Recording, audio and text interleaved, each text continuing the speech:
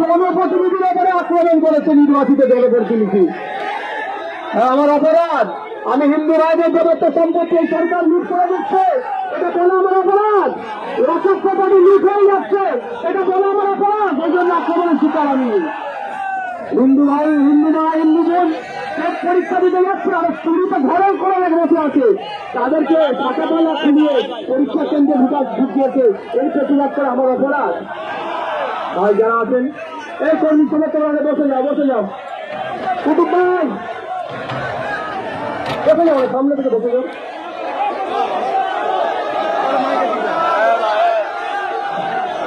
কলকাতা ভাই, কলকাতা পুলিশের আন্ডারে মার করছি। কলকাতা লেবার কমপ্লেক্সে। আর একটা কথা বলি, যদি বলি একটা ভালো নোংরা খেলা খেলে ভালো, কি জানে, যখন এরকম সমস্যায় পড়বে ওই জাফর সাহেব অফিসারকে পাঠিয়ে দেবে, নৌরের সাহেব অফিসারকে পাঠিয়ে দেবে। নৌরের সার্টিফিকেটটা মেলান নয়। আমরা দেখেছি এ বছর বছর আমরা দেখেছি আমির খানকে যখন হত্যা করলো তখন তাকে পাঠিয়েছিল নেবার খালিদকে।